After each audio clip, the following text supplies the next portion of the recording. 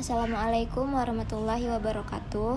Perkenalkan, nama saya Mina, NIM 310119012659, kelas 51, mata kuliah Enterprise Arsitektur, Prodi Sistem Informasi.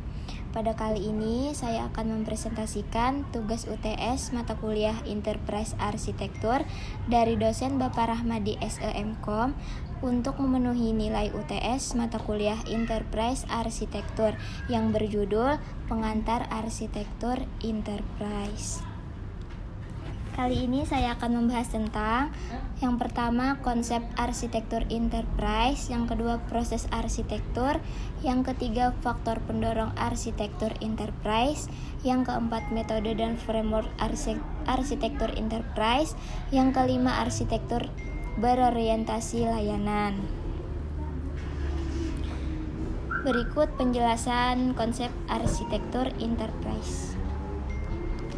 Arsitektur diperlukan untuk mengelola kompleksitas organisasi atau sistem yang sangat besar untuk menciptakan gambaran struktur organisasi, proses bisnisnya, dukungan aplikasi, dan infrastruktur teknis. Kita perlu menjelaskan aspek dan domain yang berbeda serta hubungannya. Arsitektur, konsep dasar sebuah sistem dalam lingkungannya, terletak pada elemen-elemennya, hubungannya, serta prinsip dari rancangan dan evolusinya. Stakeholder, seorang individu, kelompok, atau organisasi yang memiliki kepentingan atau ketertarikan dalam atau pertimbangan terhadap sebuah sistem.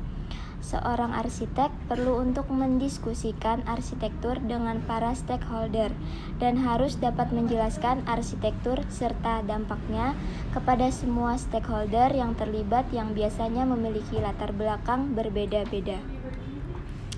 Arsitektur enterprise.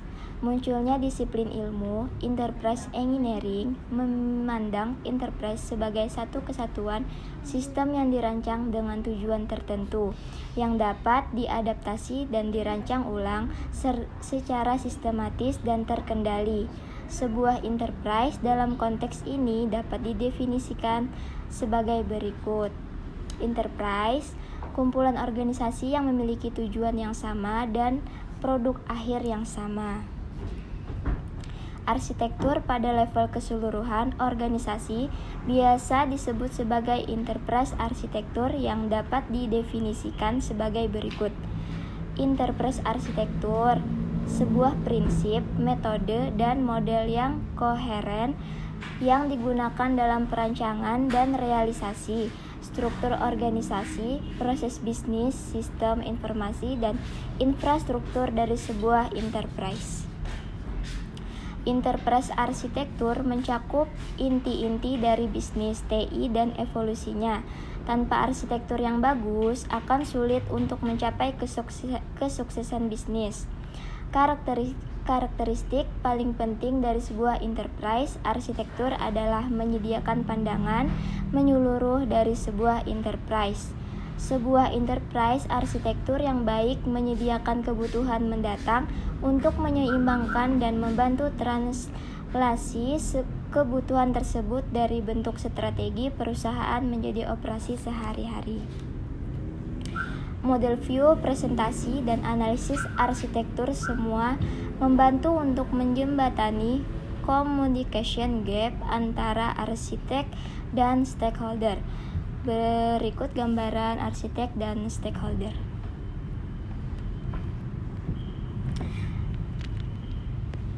Setelah ini kita akan mengetahui tentang proses arsitektur enterprise. Proses arsitektur. Arsitektur adalah sebuah proses sekaligus sebuah produk. Produk berfungsi untuk memandu manajer dalam merancang proses bisnis dan sistem developer dalam membangun aplikasi agar tetap sejalan dengan tujuan dan kebijakan bisnis. Dampak dari proses adalah lebih dari sekedar membuat produk arsitektur, kesadaran atau kewaspadaan stakeholder yang berkaitan dengan tujuan dan aliran informasi bisnis akan terlihat. Proses arsitektur terdiri dari langkah-langkah yang membawa ide awal melalui tahapan, perancangan, dan implementasi menjadi sebuah sistem yang operasional, dan akhirnya mengubah serta menggantikan sistem ini.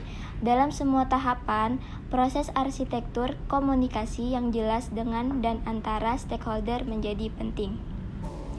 Berikut gambaran dari proses arsitektur. Setelah mengetahui tentang proses, sekarang kita akan mengetahui faktor pendorong arsitektur enterprise. Faktor internal. Penyesuaian bisnis TI dianggap sebagai instrumen penting untuk mewujudkan efektivitas organisasi. Model penyesuaian strategis oleh Henderson dan Venkatraman 1993 membedakan antara aspek strategi bisnis dan infrastruktur organisasi di satu sisi dengan strategi dan infrastruktur TI di sisi lainnya. Model ini menyediakan 4 sudut pandang dominan yang digunakan untuk mengatasi penyesuaian antara aspek-aspek tersebut. Berikut gambaran faktor internal dan eksternal pada pendorong arsitektur enterprise. Enterprise arsitektur diposisikan dalam konteks pengelolaan enterprise. Pada bagian puncak, misi dari enterprise adalah mengapa ada, visi menyatakan gambaran masa depan dan nilai-nilai yang dipegang teguh. Berikutnya adalah strategi, yang menyatakan jalur yang ditempuh enterprise untuk mencapai visi dan visinya, ditranslasikan ke dalam tujuan konkret yang memberi arah dan menjadi penanda dalam mengeksekusi strategi. Mentranslasikan tujuan ini menjadi perubahan hingga ke operasi sehari-hari perusahaan adalah apa yang dilakukan oleh enterprise arsitektur, menyediakan sudut pandang holistik dari operasi saat ini dan saat nanti, serta aksi yang harus dilakukan untuk mencapai tujuan perusahaan. Arsitektur dipandang sebagai bagian hard dari perusahaan, sementara bagian softnya adalah kultur yang dibentuk oleh orang-orang dan kepemimpinan dianggap sama pentingnya atau lebih penting untuk mencapai tujuan perusahaan. Bagian akhirnya di paling bawah adalah operasi harian dari enterprise yang dikendalikan dari atas. Berikut adalah gambaran operasi harian dari enterprise. Arsitektur adalah instrumen strategis dalam memandu organisasi menjalani arah pengembangan yang terencana. Enterprise yang sukses menjalankan operating model dengan pemilihan yang jelas pada level integrasi dan standarisasi proses bisnis di seluruh enterprise. Peran enterprise arsitektur sebagai pengorganisasian logis dari proses bisnis dan infrastruktur TI harus mencerminkan kebutuhan integrasi dan standarisasi dari operating model. Faktor eksternal.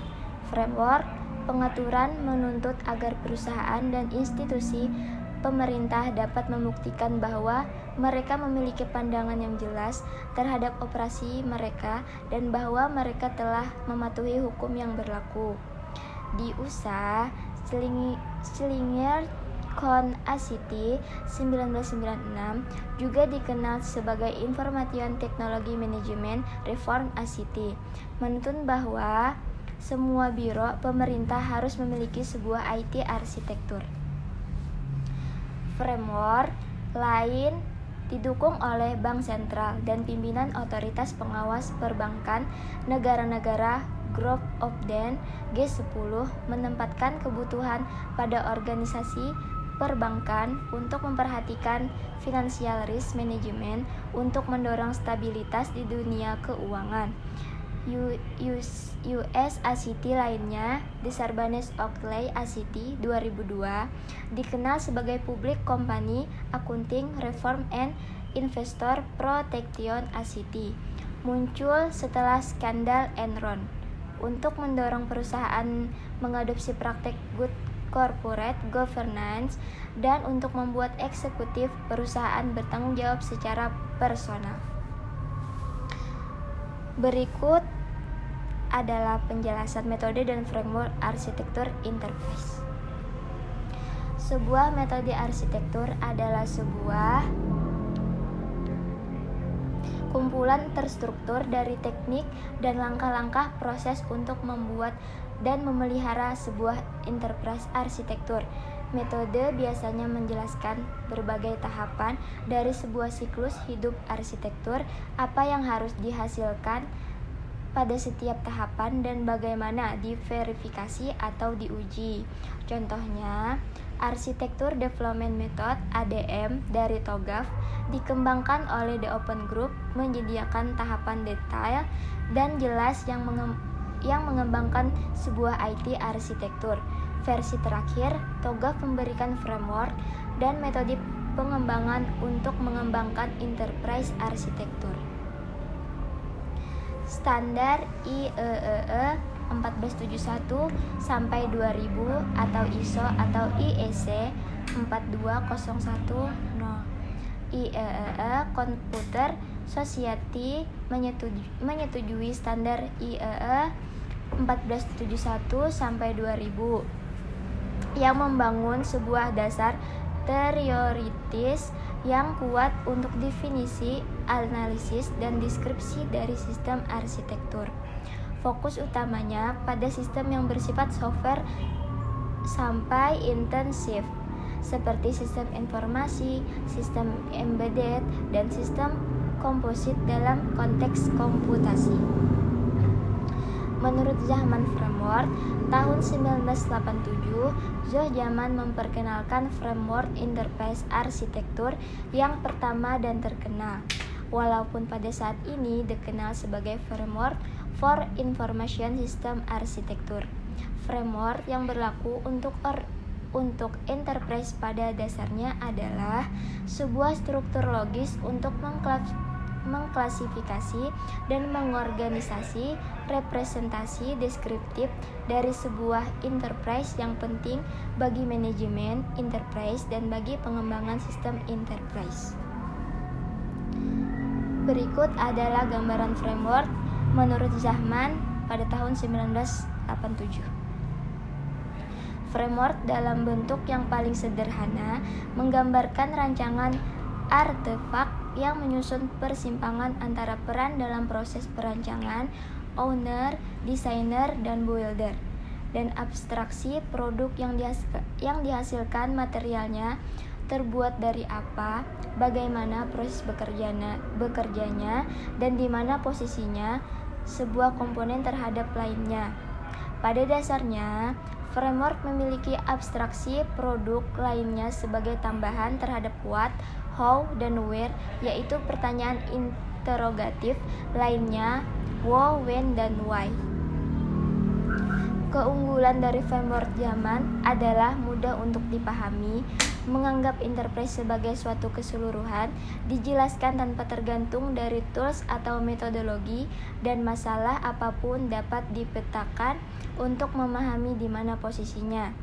Kekurangan yang paling penting adalah banyaknya jumlah sel yang menjadi halangan bagi kepraktisan penerapan framework ini. Juga hubungan antara sel yang berbeda tidak terlalu jelas spesifikasinya. TOGAF atau The Open Group Architecture Framework. TOGAF asalnya adalah sebuah framework dan metodologi umum atau generik untuk pengembangan arsitektur teknis, namun kemudian berkembang menjadi sebuah framework dan metode enterprise arsitektur. Berikut gambaran dari TOGAF. TOGAF memiliki komponen utama berikut: arsitektur capability framework yang berurusan dengan organisasi, proses, skill, peran, dan tanggung jawab yang diperlukan untuk memulai dan mengoperasikan fungsi arsitektur dalam enterprise. Arsitektur development method atau ADM yang menyediakan way of working bagi arsitek dan dianggap sebagai inti dari TOGAF. arsitektur content framework yang mempertimbangkan keseluruhan enterprise, arsitektur yang tersusun atas 4 arsitektur yang saling berkaitan seperti business arsitektur, data arsitektur, application arsitektur, dan teknologi atau IT arsitektur. Selanjutnya, enterprise continuum yang berisi berbagai model referensi seperti technical reference model, the open group standard information, base atau SIP, dan the building block information base atau BBIB. Selanjutnya, arsitektur berorientasi layanan. Munculnya pemikiran komputasi service orientasi atau SOC dan teknologi web service pada khususnya telah membangkitkan besarnya minat terhadap service oriented arsitektur atau SOA. SOA adalah sebuah cara mencapai interoperabilitas antara komponen software yang terdistribusi dan heterogen atau sebuah platform untuk komputasi terdistribusi. SOA menggambarkan sebuah set prinsip perancangan yang memungkinkan unit fungsional untuk disediakan dan digunakan sebagai layanan atau servis. Berikut gambaran dari SOA arsitektur. Literatur arsitektur SOA merekomendasikan sebuah tipologi komponen di mana komponen dibagi strukturnya ke dalam level logikal berdasarkan kestabilan menjadi aturan dasar dependensi sebuah komponen tidak dapat menggunakan komponen level di atasnya yang lebih tinggi. Interaction komponen yang mengelola dialog antara sistem dengan eksternal, khususnya mereka mengatur graphical user interface dan menjaga user session.